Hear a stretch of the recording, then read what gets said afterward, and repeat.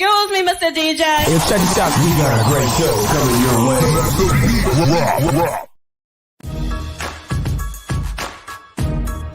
From the ECSI Sports Studios, it's the Midday Market Report with Jeff Dawson.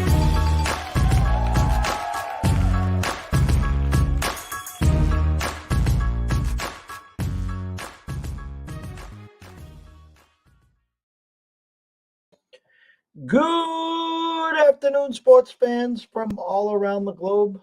I am your host, Jeff Dawson, East Coast Sports Investors, and this is your midday market / closing bell report for Tuesday, September 20th, 2022. My third show of 4 today, but that's what we do. That's what we signed up here.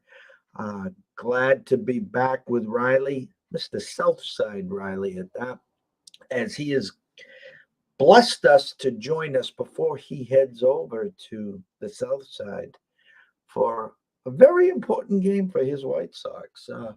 As I stare, I see him minus 165, even 170, 173 at Caesars. Mr. Cease on the mound versus Mr. Savali, and I think it's his first game back against Tito and the Guardians. Big game? I think so. I think he'll say the same. NFL last night. Holy shit, if you were a favorite player, they came running in. But, I don't know what was more impressive. The Bills being the Bills or that Philly team at home. Jalen looked pretty damn good. Their defense is just a whole nother animal at home. They just released the hounds, and Kirk Cousins had, listen, I was following Twitter all night, and it's just comical how everyone just wanted to shit on Kirk. Primetime Kirk, he sucks on primetime. Boy, were they awful. He had no chance. He was throwing off his back foot more often than not. And Justin Jefferson, week 1, looked like Randy Moss, Jerry Rice. I mean, he just couldn't be covered. And now, of course, Mr. Slay was all of a sudden Revis Island. It was the pressure that they were putting on Cousins that made him look like that. But enough from me. Let's bring him in from the South Side himself, Mr. Riley Magnuson. Afternoon, Riley. Afternoon, my friend. Happy Tuesday. You said a big game tonight, big series for the White Sox. A little bit of a last stand, if you will. So, we'll see what we've got these next 3 days. 4 back. If we sweep, we get the tiebreaker, and we're one game back with 12 to go. So, and if we win the series, still, things are there's a light at the end of the tunnel still, but need a little bit of help after that. But nonetheless, you're right. It starts tonight with Cease. So we've got a handful of games tonight. You were just talking about some NFL from last night, as well as I'm sure we can get into Sunday if you'd like. But I am ready to rock wherever you are, my friend. Excuse me.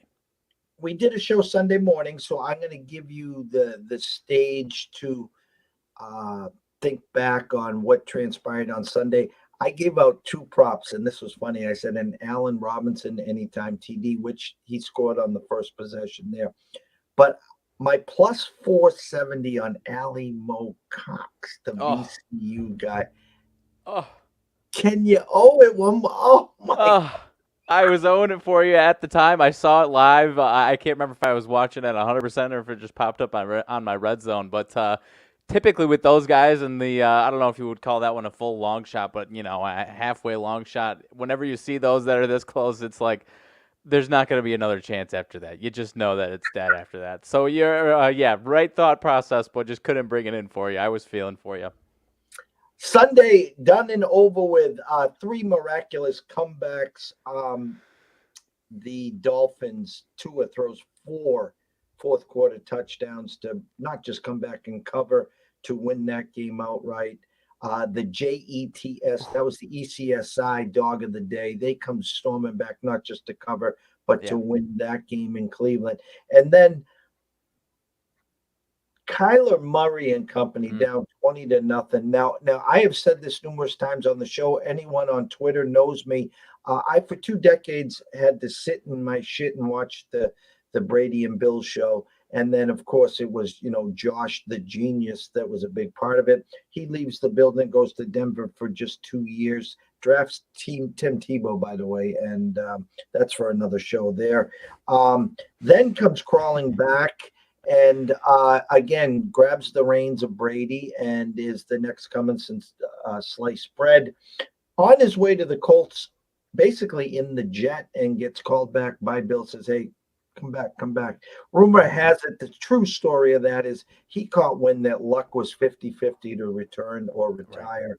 Right. And that was the reason he needed that star quarterback. So now he comes back to the Patriots. And again, we witnessed a handful of good years. Tom Brady then leaves.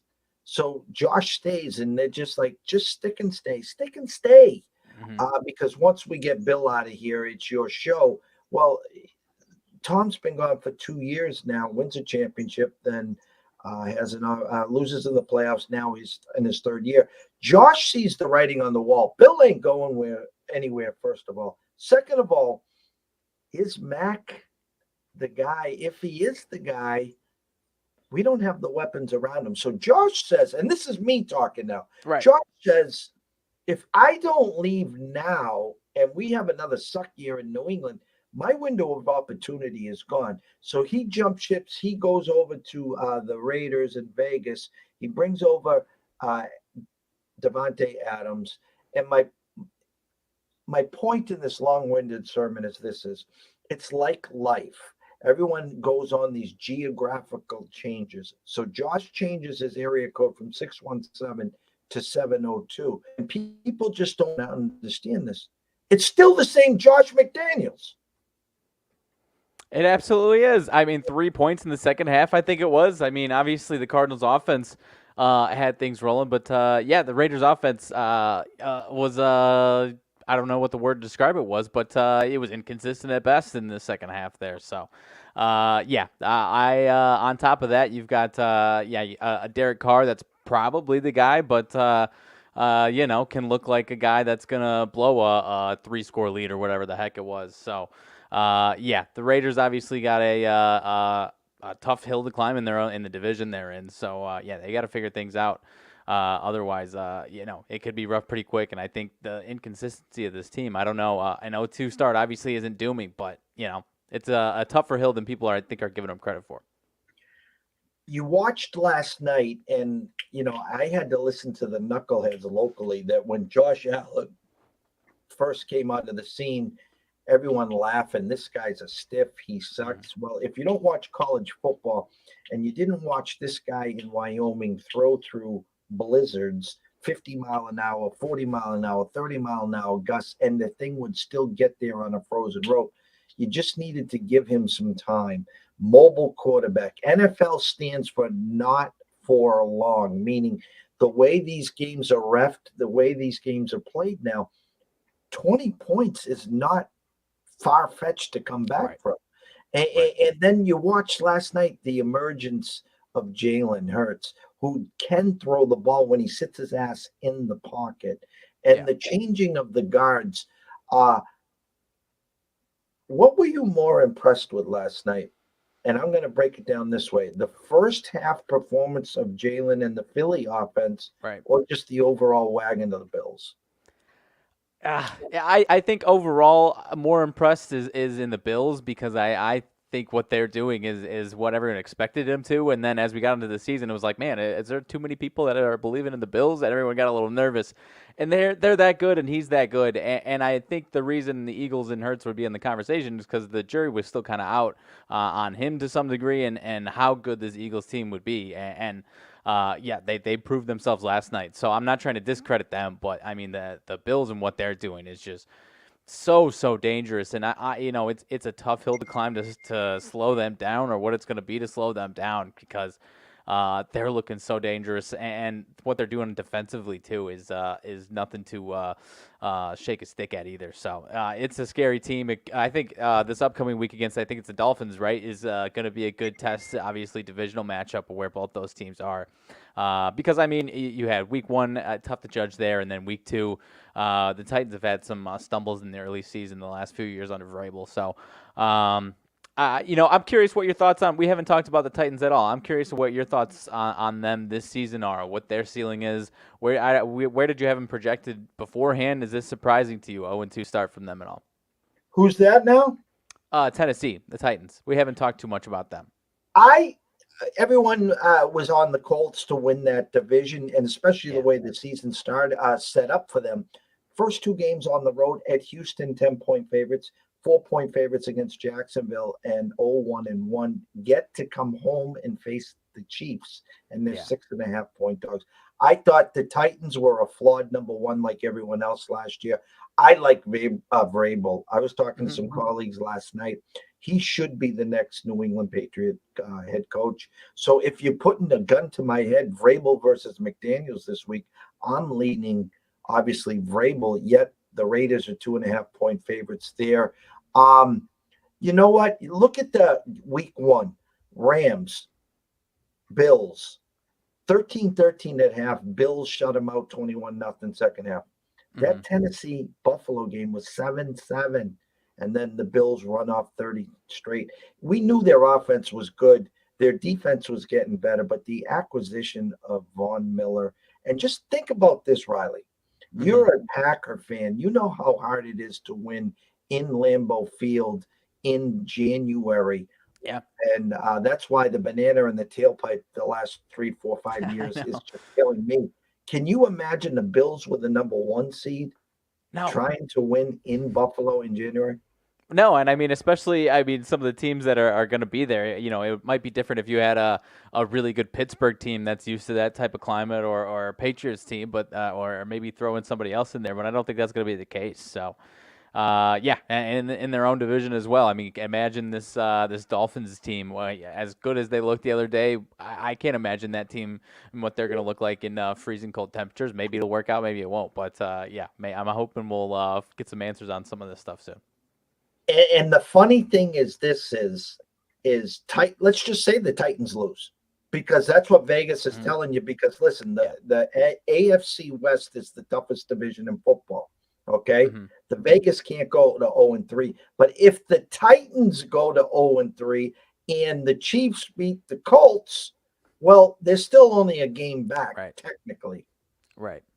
So, I'm trying to look at their schedule now. I mean, I guess they really got to beat the Colts twice to get a hand up on them, because I think the Colts will bounce back to some degree. Maybe they won't be as good as everyone expected, but that AFC South is going to be pretty damn winnable. So, Trevor Lawrence, if he slings it again, maybe they have a chance of their own if they get to 9-8. Who knows? But I don't know. I'm the Titans. I'm with you. I like Vrabel, but I don't know. This team is feeling like they're slowly trending downwards, and this will be the season where they might end 8-9, 9-8, something like that. No, I agree. So before we jump to the MLB slate, the stage is yours. I mean, I didn't know Barry Sanders was playing yesterday, but on Sunday night, by the way. You give Dylan the first week, and then in comes Barry Sanders, Aaron Jones there. And the funny part about it is every time he touched the ball, there were holes that you and I could have held hands and ran through. And as soon as Dylan touched the ball, step left, go right, and there was the defensive lineman. But the stage is yours on your Packer report.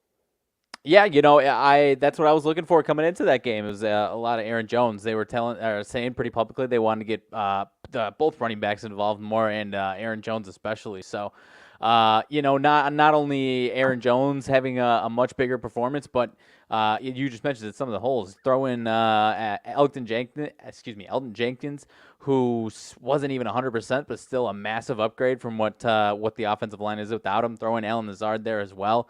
And Sammy Watkins looking pretty damn solid all night long. So, the run blocking with the guys that they were missing from week 1 to week 2, it was a huge boost right there. And, what was it, 27-10? They had the fumble late in the game when it was 24-7, looking to go, kind of step on the throat, and then another miscue after that. So it should have been even more. It wasn't, the Bears put up a decent effort. It wasn't an embarrassing performance. I think it was just kind of seeing the gap in the talent between the two teams, and Justin Fields, really not having much trust as far as throwing the ball at all. So defensively, still need to kind of come together and improve a little bit more as far as some of the lapses in tackling there in the second half. David Montgomery was pretty good though, but I'm feeling good. This upcoming week's going to be an obvious huge test against Tampa Bay.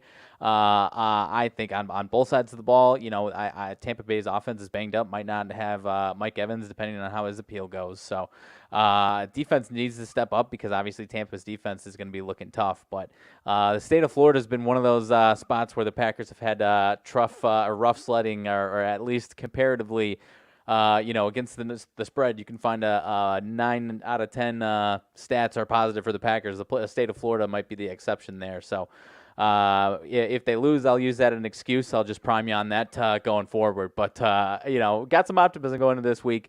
And after that, a nice stretch to where I think, if the offense isn't quite where it needs to be, and I still don't think it was the other night, I think there's a good enough stretch here against some teams that definitely the offense will come together and start to improve, find some efficiencies, start to get guys in the right spot, because we're still looking for that, obviously. I mean, I don't think anyone had more than 3-4 targets individually the other night. So definitely some optimism. Happy to get the win after the bounce back. But, a lot to go. A lot of ways to go on both sides of the ball, I'd say. And I'll just say this, too, because I talked for months, why was the Bucs favored at Dallas, and it opened at 1.5, went to 2.5. They rolled. The biggest public trendy dog in my eyes last week was the Saints. We know that's Tom's house of horrors, and the offense was bleak first half. Right. The defense stepped it up, and Jameis became Jameis. Bucs win again. Yet they're only 2.5-point favorites as the home opener against the Packers. Again, Evans in doubt. It will be a big Fournette day, I would guess there. I keep going back, and I say this, Riley, all the time. You had a 10-point lead and driving at midfield last time you were down there, and a pick six, and then they scored like 40 straight. So I will tell you right now, it's at 2.5. I'd buy the hook right now, take it up to 3, sprinkle a little beer and pizza money on the Packers money line. I think that's the side this week. I'm with you. I always try to give it the full week on the Packers to make sure I'm not, overly biased on it. But that was my sense on it too, because, even if this, I think I would be fading the Buccaneers in a lot of spots this upcoming week based on them going 2-0. They're still they still got Tom Brady, and they've scoreboard wise, they've looked better than I think they actually are. And I'm not trying to discredit them at all. I still think they're the best team in that division, but I think this would be a good fade week of the Buccaneers, almost regardless of who they're playing. But with the Packers, and hopefully, I think that the Packers defense can have a ton of success. So I'm with you on it for sure. Need a solid offensive performance, though, where we're not having those type of plays that we had last time, like you were mentioning just a second ago, though. MLB, one game going on right now, and the D-backs with Mr. Davies are ahead of Mr. Grove, 5-1, bottom of the 5th. Dodgers just playing out the last 16 games. They get to 100 wins first. They basically have the West wrapped up. They will be the 1 seed. What do you have for a difference between them and Houston now in wins? Is it around 5 or 6, I think? 5-game difference. Dodgers have 102, Astros at 97. So, I mean, we're just playing out the card here. It's a decent slate. I'll give a quick eye test. I mean, there's a lot of meaningless games, but people are still going to play. They got scratched their itch from the weekend. They got to catch up. The ECSI VIPs, let me get that out. 0-2 last night. I leaned Vikings all week. I started to smell they move that line to 2.5, and I can freely buy the hook and get it to 3, I start to get nervous. And I had the Vikings first half +1, 7-7, and then Kurt was Kurt, and the defense was defense, and that. Thanks for playing. Here's the kick in the nuts: the Rays were -117 against Houston yesterday. Altuve leads off the game with a homer. Thanks for playing. 4-0. Yeah. And the game was over then. So 0-2 to start the week there. So my eye test here is going back to the Rays and McClanahan. I mean, this thing was a -120, 125 overnight and corrected to 150. I mean, I don't like playing 150s, first of all. The current line on Wager Talk, where's my eyes? It's back down to 135, 140. They're getting the Astro money. I like the Rays and the bounce back from McClanahan, but he has not been the McClanahan that we know. Javier has been good there. So interested in your take there when we get there. Bello from the Sox has been pitching a lot better. Yet that line's dropped to 122. Yeah. That's stay away. Again, it's a meaningless game. Your neck of the woods. Listen, I like the White Sox. The only way I can play them is first 5 minus the hook or full game minus the run line there. Interesting Castillo.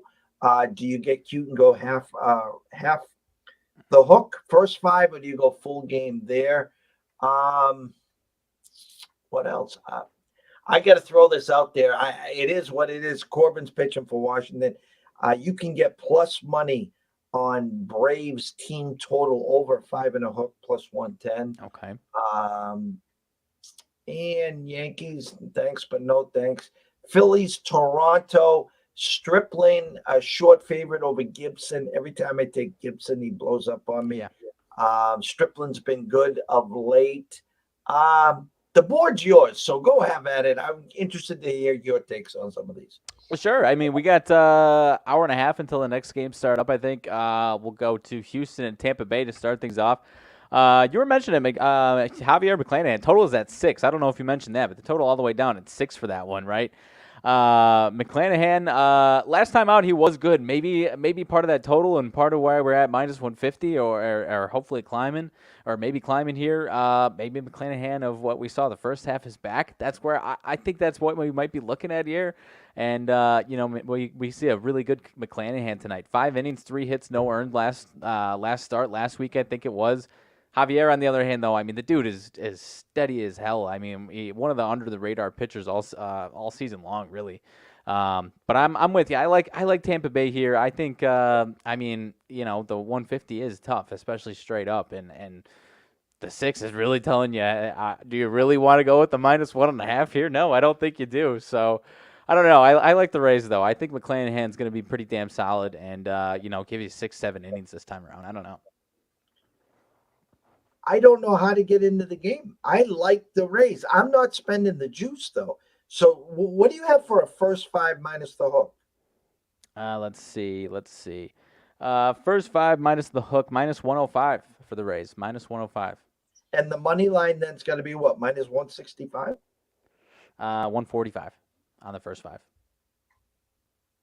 If you think McClanahan's shutting them out through 5 innings, you can get +155 on no runs for the Astros through 5. Gee, thanks. Yeah.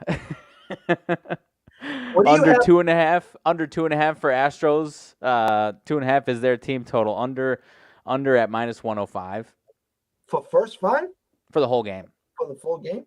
Yeah. What is the Astros first 5 team total? It's a half at least on DraftKings. It's a half, +155 for under and -180 for the over. So if I shut the Astros, I'm not saying shut the I don't Tigers. know who's the worst baseball team right now. The Royals, not even they can hit the ball. You're trying to tell me you are only giving me +155 for 5 innings to shut out one of the best offenses in the game. That's correct. Go. I mean, that's ridiculous. I mean, they're essentially telling you this is Cy McClanahan again, not just All-Star McClanahan. This is next to near Terminator. That's almost DeGrom stuff against the Astros, right? I mean, that type of pricing. Next game. Fair enough. Fair enough. Well, I'm kicking this one over to you. You mentioned him a little bit. Bello versus Lodolo, Red Sox Reds. Bello better than when he first came up earlier in the season. Not lights out by any means, but what are you thinking with this one here? I like his whole demeanor. I like his approach. When he first came up, he was compared in demeanor to Pedro Martinez. He didn't have Pedro's stuff, Right. but he had that flash, that flair, that little giddy up in his trot. And he learned the hard way, not once, not twice. Come up, come down, come up, come down. Yeah. He's got that giddy up, and his stuff, he's now painting the corners. He's trusting his stuff. Now, granted, he's only going, 4 or 5 at tops. Mm-hmm. The number opened at 130. It's now coming in, trickling in on the red side. I mean, it'll be interesting to see how his stuff equates to this park. It's a launching pad. Does he get down, give up a couple early and get down on himself? I like the kid in this spot. I don't like the way the number's going. Okay, I think I'm with you. I mean, if the game total was at 9 or higher or something, then maybe we'd be thinking at least one of these dudes is getting lit up pretty heavily here. But 8 doesn't really. It kind of leans into maybe you're getting a good start, good 5-6 innings for at least one of these guys, and I'd go towards Bello on that one. So. Heading to Miami on the next one, Sampson and Lopez. Pablo Lopez, Miami about minus. Let's see, minus 165. It looks like total of 7. Trust in Lopez and Miami in this one, or would you like it to be a little steeper on the money line there? I was going to say, I'm not telling anyone to run to the window and play the Cubs. We do know since the All-Star break, Lopez has really struggled. He's had some bad outings. Vegas leaking a little towards the Marlins side. Their bats have actually woken up a little of late.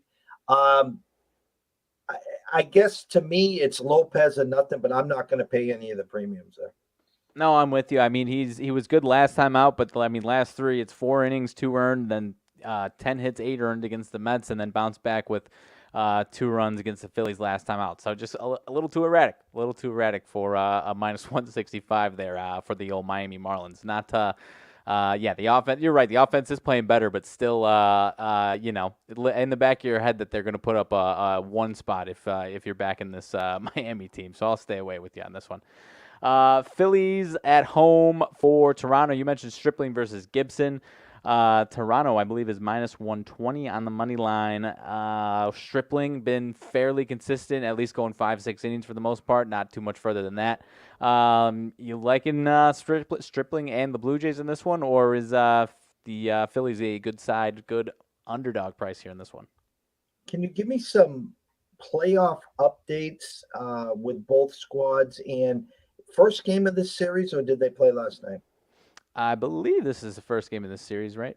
Yeah, first game of the series. Let's see. And then the playoff update. Toronto has got a 1-game lead over Tampa Bay and a 1.5 lead over Seattle. So they've got the top wild card spot there, and are 5.5 back of the Yankees. The Phillies are in the last wild card spot, 2.5 above the Brewers, a half game behind San Diego. So pitch and edge goes to Stripling here. I'm going to throw a soft lob and say Toronto first 5 tonight. What do we have for numbers there? First 5 minus 120. So I'm just going off DraftKings here. Minus 115 on the full game for the Blue Jays. Minus 120 on the first 5 there, and the hook is plus 115. Okay, so we'll go Toronto first 5. And are they nice enough to give us a Toronto team total of 3.5 juiced highly over, or did they give you the flat 4, or did they even get cuter and go 4-0? I'm seeing 4.5 at plus 100 for the over. Plus 100 on the over, 4.5. I'm going to take the Jays team total over 4.5. with Okay. plus money. How's that sound? I like it. I mean, yeah, Gibson is definitely, you said it, somebody that can definitely give up 4, 5, 6 himself. So I might be with you on that one. I like that one. I don't know. Are we feeling? I guess we'll pause on the Phillies for a second. Are we thinking they're falling off the cliff and the Milwaukee Brewers might catch them here, or are they gonna tread some water and finish this thing off and stay in that picture there? It all comes down to the back end, and they've blown up like wood ticks. I was watching them early. I think it was early last week. Had a nice lead, and it was just awful. I was trying to decompress and fall asleep last night. Of course, I put on the MLB ticket on Direct TV, and I catch the ninth inning of Colorado and San Fran last night. Colorado with a 7-5 lead. Now, this is a San Fran team that had 4 errors last night. They're just playing out the string. And they brought a kid up, Colorado did, from double A, not triple A. They said, hey, kid, you're coming to the big dance. So strikes the first guy out. Another guy gets on. Long story short, they tie it 7-7. And then, of course, in the 10th inning, the Giants put up a 3 spot and they win 10-7. So again, back ends, GM. So that's going to end up catching the Phillies if they blow up here. And then I'm going to ask you this: the darlings that everyone thought were the Brewers, what's bigger for baseball? And I think you know this answer. Brewers getting in there or the Phillies getting in there? It would be pretty far and away the Phillies being in that picture would definitely be a lot heftier on ratings there. Yeah, especially I'm not a Milwaukee sports fan, but not trying to knock their fan base because they love their Brewers. But when the Packers are good and they're in season, the eyes are pretty much 90-10 on the Packers there as well. So even the local markets, if it's a Sunday Brewers playoff game and a Packers random regular season game, it's probably still going to be the Packers, or definitely still getting to be in the Packers with the old ratings themselves there. So yeah, that's an easy answer. MLB would love nothing better than to get Mr. Harper and company and Schwarber. And it's kind of funny. I think Schwarber and Renfro have combined for like 65 homers that the Sox just let walk out the door. So it's right. Yeah. So I feel for you on that one. But let's see. Next one up, Detroit and Baltimore. 6:05 my time, 7:05 your time. Wentz and Voth on this one. I think it's 5-game deficit now for the Orioles in the wild card. Tigers 56-91. They are playing out the rest of the season. Showed some fight against my White Sox. They were showing signs of life, at least energy-wise, and took the first game of this series last night, I do believe. Baltimore around minus 190, I think I saw. Let's see, minus 190. Any which way you're going here? Is this a Orioles number, or is that a unfair price there? Unfair. I mean, everyone's going to try. You talked about it last week. The luster is gone. The life support. If I'm correct, Tigers put a whooping on them last night, right? 11-0. Yep, 11 zip. So I mean, you got to pay for the bounce back if you want to get cute. You play. I wouldn't even say the first 5. You play them in the run line and hope that the bats wake up. You would think they would. How many times have I said this to you, Riley? By the way, the Orioles just fine. They lose like every first game of a series, and then they win the next 2. I don't know what it is with first games and series with them. But so look for them to bounce back. I guess you could sprinkle something on the run line full game. And just hope. I mean, it was a great story, and hats off. Listen, next year this team's going to be something. Are they going to be knocking on the door? I don't know, but maybe they're 10, 12 games over 500. Yeah, I mean, and with the right, I mean, if they make a huge splash and get real aggressive, then maybe we're talking differently. But Tigers, like I said, Tigers showed some life. Obviously, the whooping yesterday, and took the White Sox to extra innings, and the White Sox season is on the line this past weekend. So, not a pushover at this point. We'll see if they do in the next week or two. The Tigers there, but heading to the Yankees. Eyes on the Yankees in Yankee Stadium now with Aaron Judge's home run watch or whatever you want to call it there. But let's see. I'm seeing Ortiz for the Pirates. I saw undecided earlier. Are you seeing Ortiz there for the Pirates as well? Nestor Cortez for the Yankees. Is there any way to get into this one? I mean, the Yankees probably would be favored pretty heavily over the Pirates anyways, but now with Aaron Judge's streak, the eyes and the want to, probably bet on this game are probably higher than they would be if, Judge was sitting at 40 home runs. You know what I mean? I'm trying to say here. Any way to get into this one for the Yankees and Pirates, though? Sure. Aaron Judge, anytime home run. What's the problem? There you go. I was trying to look it up. I lost it a second ago here, but it is plus 182 for Aaron Judge to hit home run. That's on FanDuel. I'm sure you can price shop, though. I thought you were going to come back and say even money. So, yeah, we're going to go Aaron Judge home run plus 182. Okay, 180 on DraftKings. So, yeah, do your line shopping, do your price shopping there. Maybe you can find 2-1. But, yeah, I think that's the way to go there. Who was it? Ortiz? So, yeah, is he at 59 or 60 right now? I thought he was at 60. Don't quote me on it, though. Yeah, I'm not sure. I was looking it up yesterday, but he hit 2 on Sunday, was it? He's at 59. He's at 59. Okay. Now. So he gets 60, and then was it Maris that had 61? Am I correct? Okay. Yep. I was listening to something about it here. So, I mean, the non-steroid record or the Yankee record, so either way. All right, so he'll get to 60 tonight. How's that? I like it. How about, maybe, they get the Pirates again for 2 here, so maybe he gets 60 and 61 today and tomorrow. How about that? Yep. Let's see. Washington and Atlanta, the next game up, I do believe here. 6:20 my time, 7:20 your time. You've got, let's see, Corbin. You already mentioned him. Patrick Corbin and Charlie Morton on the mound here for these two teams. The Braves still, I believe it's still a 1-game lead over the Mets, right? Yeah, or, Braves, Mets have a 1-game lead over these Braves. There we go. Any which way you're leaning on this one, obviously the Nets, pesky at sometimes, ugly at times. So which way are you leaning on this one? Braves team total over 5.5. I think you can get it around plus 110 or plus 105. Yeah, I believe so. I'm looking for you right now. On DraftKings, it's at plus 100 even money there. So maybe some price shopping as well. But yeah, a nice little touchdown, no extra point is the call on this one. So yeah, Patrick Corbin, 6-18 record. He's going for the 20 spot this year. We'll see if he gets it there. But let's see, next one up, Mets and Brewers. Is it Carlos Carrasco and Ashby? That's what I've got in front of me. I know it was one of them was undecided earlier. That's what you're seeing. Okay. So the Brewers plus 100 at home here. Mets, we just talked about. Mets 1 game over the Braves here. Brewers got a fight in this one, or you leaning towards the Mets with a nice 120 spot here? What do you got for Carrasco his last 3? I know he's been hit or miss. Let's see. Carrasco is last three actually pretty good.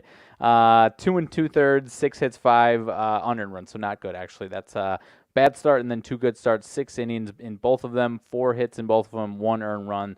But that's Miami and Pittsburgh. So coming off a bad start. No, 6 innings, 4 hits, 1 earned run, 11 strikeouts. That's Pittsburgh though, last time out. An overnight number that was basically a pick-em, a corrected number to the Mets as a favorite. I'm showing splits of 70% of the bets, 74% of the money on the Mets here. Let me go over to, I got a new source here that we're just eyeballing here as well. We will not give them any props or credit until we keep an eye on this. Yes, no free ads is right. I wish I had some faith in this Brewers team. I really don't. Do you have tomorrow's starters? I mean, would they have Max last night, right? I believe so. Yeah, Max, it was perfect through 6, right? Yeah. Okay. And then so Carrasco, is there a DeGrom sighting tomorrow? Taijuan Walker versus Hauser tomorrow. This is actually supposed to be a Brewers bounce back because of Max yesterday. You know what? Stay away, guys.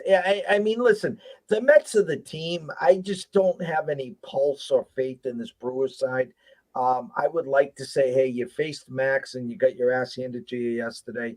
Um, this is your chance to pounce. Um, I just don't have faith in the team. I don't. No. No, I mean, Mets 5 in a row, 5 wins in a row. They're trying to lock down the division. So, yeah, no, they're just not enough life in them and not enough talent top to bottom to get it done. But maybe they can get it done tonight. But I'm with you. I'm staying away. Angels and Rangers next two teams up, I should say.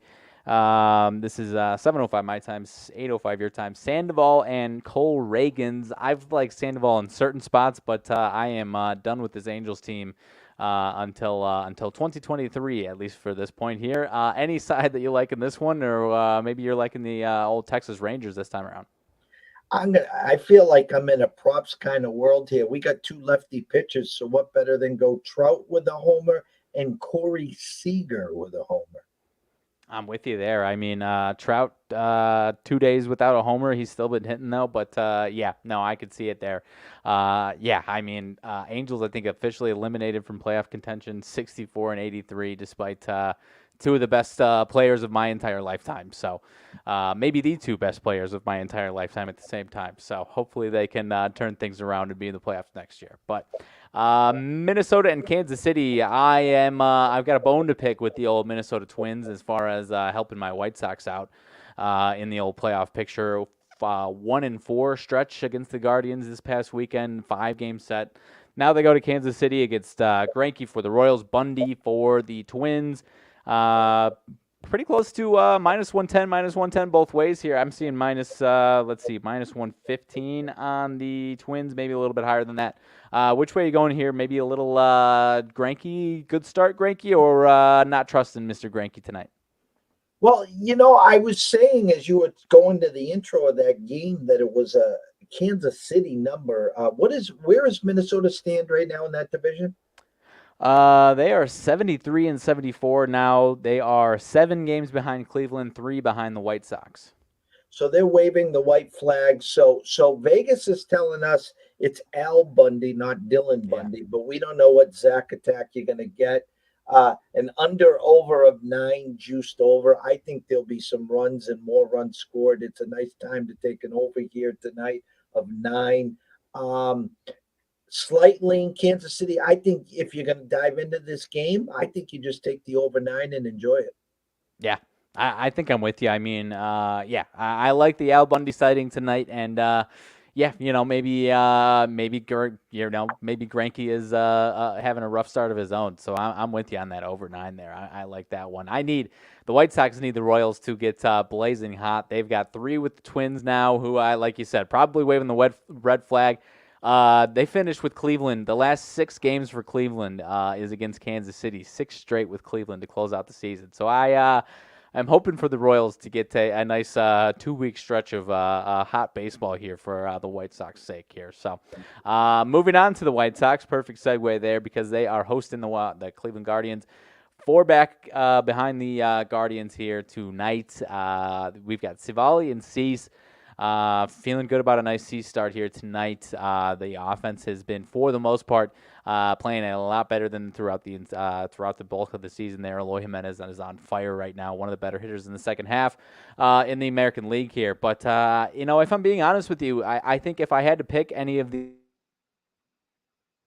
4 or 5 starters out of Cleveland's rotation to face for the White Sox and what they've done, Civale would maybe be the guy that I'm picking as far as who I'd want to face and put some runs up on. So I'm feeling good about it. What are your thoughts here for the Sox?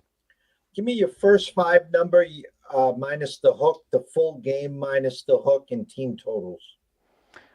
Full game still -170. The full game -1.5 at +130. And then the first 5 -175, and then the first 5 minus the hook is -112. And then were you asking for the full team totals, full game team totals there? White Sox over. Am I seeing this right? Both of them at over. Oh no, sorry, that's first 5. That makes a lot more sense. White Sox over 3.5 at -140, and the Cleveland Guardians over 2.5 at -150. They got this one pegged 4-3. White Sox. I'll take the swing with Cease minus the hook first five, minus the 112 or 115 that you gave us there. Hope to score early. What do you got for a Jimenez home run here? That was the prop that I was coming to you with as my home run prop for the White Sox. When I was looking earlier, he was 3-1 on FanDuel. Nobody else.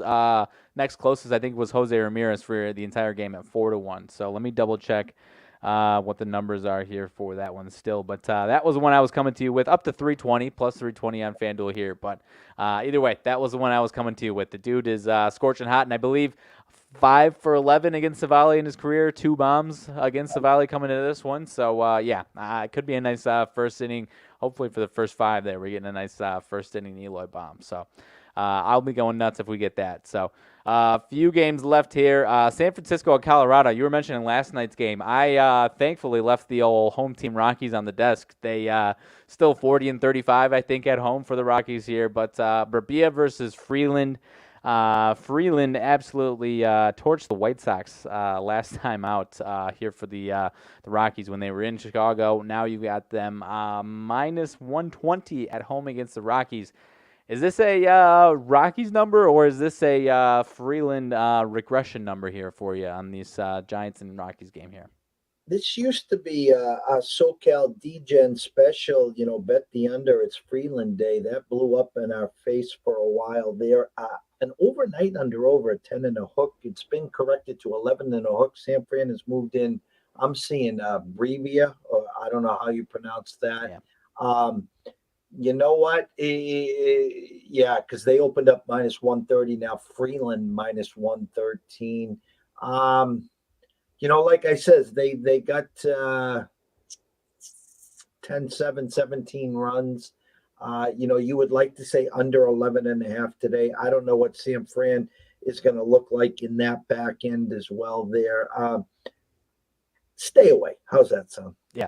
No, I'm with you. If it was a different team against Colorado, I might be interested in some Freeland regression, but I'm not interested in this Giants team for the most part at this point here, the last couple of weeks here. So St. Louis and San Diego, next one up. The last 3 games we got here. St. Louis and San Diego, Wainwright and Clevenger for these two teams. San Diego minus 112 on FanDuel here, minus 114 for the first 5. Where are we at with this one? Are people buying into the Cardinals with the Pujols hype train, or is this still a public Padres, a team that a team that the public loves in the Padres here? 70% of the bets, 65% of the money on St. Louis. Opened up minus 110 across the board, now to 106. Wainwright getting some love here tonight. What was Clevenger's last start out? Let's see. I don't have it right in front of me. Clevenger last time out, 5 innings, 7 hits, 6 runs, 3 bombs against the Seattle Mariners. So I'd expect a Clevenger bounce back here. This is, I don't want to say a playoff preview, but again, both teams trying to get in there. Wainwright is one of these guys, if you go against, he burns you every time. What was his last start was what? He was good last time. I just had it. I dropped it away, but he was good his last time. Let's see. He was 5 innings, 8 hits, 1 earned run. So he got out a lot of jams there with a couple walks, but only 1 earned run through 5. 4 earned runs at each of his 2 before that against Washington and the Cubs. I'll go Padres first 5. How's that sound? I think I'm with you there. I mean, I think he could be due for some nice regression from Waino there. So, I mentioned the Padres half game above the Phillies, still not out of danger of the Brewers either. So, I think I'm with you on that one. So, what do we have for a Pujols prop for a homer tonight? Pujols prop. I was looking ahead for it. Today he is 450. Tomorrow I think is Snell, a lefty. So maybe tomorrow is a better move there for Pujols. We'll do that. Because that, I yeah. announcing a Pujols homer today is like that Mo Alley Cox one. He'll probably, just right to the left of the foul pole. Yep. I was looking. They only have, I think, one more series at home. So the likelihood he gets to do it at home is kind of slim there. So maybe he's got a couple in Milwaukee, who is always a good St. Louis crowd. So maybe he gets it there in Milwaukee, but still needs a couple for his own number as well there. So Seattle and Oakland. Seattle still trying to lock down their spot. They're down to the last spot. Still 5 games on the Orioles though. They've got Castillo, as you mentioned, against Sears here. You were talking about it a little bit at the start there. Are you leaning towards, was it a run line for Seattle you're interested in, or maybe a little too good to be true there? Was Castillo lights out his last start, wasn't he? I believe so. It was 6 innings, 4 hits, no runs, 1 walk, 9 Ks. You know what? You would expect some regression. The only reason I remember that, my buddy called me up. He's in the high stakes fantasy baseball. He's like, Jesus, bleep and bleep. This guy comes over and he looks like God. On the road, different, a little different. I'd like to say Oakland is sneaky here. Increase. I don't know about that though, as it is. I think the easy play here is Seattle first 5, Seattle run line, because we know Oakland's trouble scoring. I'm just going to say this out loud. It smells to me. How's that sound? I think I'm with you. I mean, Sears, a couple bad starts the last 2. Wouldn't shock me if he turned one around and had a nice start here tonight. The A's only 2 runs, 11-2 blowout against the Astros the other day. Could be due for a nice bounce back offensively. So I don't know. I'm staying away from it, but I hear what you're saying there. I could absolutely see it coming this way for the A's tonight. Los Angeles Dodgers, the last game here. This is game number 2, hosting the Arizona Diamondbacks. Game 1 still going on. End of the 6th inning. Diamondbacks got the 5-1 lead. We've got Tyler Anderson versus Dre Jameson. Not too familiar with him. He's 7 innings, 2 hits, no earned run in his first outing there last week against the Padres. But feeling pretty confident in a Dodgers bounce back if they drop this first one, or are you seeing something else there? I mean, no one in their right mind would ever think the Dodgers would get swept, right? I mean, why in holy hell to the D-backs of all teams? What was your opening number there for that one? For the second one, I believe it's let's see, minus 300. I think it was up over 300 opening number. Now 285. I see. Anderson, I think, is going for the potential of the MLB win total. I know the Brave guy, was it Freed that got to 18 yesterday? I know. Kyle Wright. Go ahead. Kyle Wright. That's it. Yes, that was the right answer. Thank you. No pun intended there. How many wins does Anderson have? He's at 15-3. Wright got to 19 yesterday. Okay, so that's a wrap there. Mr. Murray, you're safe. My March and April tickets that you were whining about that you have to pay me 20, 25, or 30,000 are safe now, so you can breathe. So, they're just going through the mode. Listen, this is a game. There's no reason to get involved. I don't care if they lost the first game and they lose this second game. They're just going to get themselves healthy and situated for the playoffs and the run in the NL there to probably face the Mets or the Braves or maybe the Cardinals. Who knows? But hard pass for me. Yep, I am with you on a hard pass on that one there. I was trying to pull it up. I had a second. I didn't want to come with my Homer White Sox pick, even though you validated me with the nice Eloy Jimenez bomb. Going back to that Giants and Rockies game, I'm going to go with a Estrada home run for the Giants. 14 on the season. 4 for 7 lifetime against Freeland, 2 bombs coming into this game. He's hitting 2 for the Giants tonight. I'm going to go with an Estrada bomb for the Giants against Freeland tonight. How about that? You came double loaded. I like to hear that. Great job. Listen, don't forget to send the pictures. Tag us with the nachos, the hot dogs, the brats, the beers, whatever it is. I want to see SouthSide Riley with a big win there. Tomorrow we'll do a closing bell as well. I think early during the day I will be the wife has some day surgery, so I am the chauffeur to and from. So we'll be dark until the closing bell. So I want you to have an amazing night, and then we'll circle the wagons tomorrow afternoon.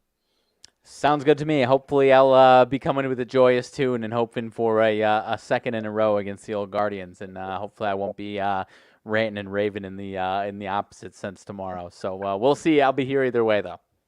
A lot of props, a lot of stuff on this segment. So if you guys came in late, just go over to YouTube. You can play it back there. You can play it back at Twitch as well, or go to any of your podcasts. Actually, it won't be up in time. So, yeah, go to YouTube or Twitch and watch it back. Otherwise, you can follow myself at EC Sports Invest. You can follow Riley at Riley_Magnuson, the one. It's Tuesday. It's a long, long week ahead of us. ECSI VIPs 0-2 start. That's all right. We'll have an alert out coming in the next few minutes. A couple games. I think I'm going to open up the playbook today. I'm going to throw out a handful of bases, throw out a couple of those props. Riley, you said Estrada was at how much? I want to say it was up over 4-1. I'll double check here. I was waiting for confirmation that he was in the lineup, and he's hitting 2. That's tomorrow's game. Give me, let's see. Estrada, 4. That's 4-1 here on FanDuel. I think that number came down. I want to say it was around 470 earlier, but I could be wrong on that one. But either way, at least 4-1 I'm seeing there. Little increase. And Jimenez? I saw 320. I'll double check on let's see, on DraftKings. Is he any better over here? 260 on DraftKings. So they're feeling what we're feeling over here. But yeah, 320 was what I saw for him. And then the Judge was plus 180. Yes, plus 180. All right, and then last but not least, give me these last two: Trout and Seager. Ooh, going back, I see 5-1 for Estrada on DK there. 5-1. You said Trout and who else? Seager. Let's see, Seager. I've got at 450 on DraftKings there. 450 for Seager. 450. That's the same game. Let's see, Trout 3-1, 300 plus 300. All right, we had some fun today. All right, so guys, we'll be back tomorrow night, 4:30ish. If I'm running a little late, it'll be that's on me, not Riley. We want to have send Riley off with a big win today from the south side. Maybe they can get that last 15-16 day push. Get a bigger push than the Bears O-line. How's that? Yeah, I think that would be a good plan for sure there. So, yeah, we'll see. Hopefully I'm looking joyous tomorrow, my friend. From myself, Jeff Dawson at EC Sports Invest, from the one and only Mr. Riley Magnuson at Riley_Magnuson, the one. We wish everyone a blessed day. We want to thank you so much for watching, listening, and hey, show us a little love and a little retweet on the social media at the Twitter. We thank you. It's like tipping the dealer at the Bellagio. You just got 21 blackjack. So you tip the dealer. That's our tip to us. So, again, Riley, have a blast, and we'll see you tomorrow afternoon. All righty. Sounds good.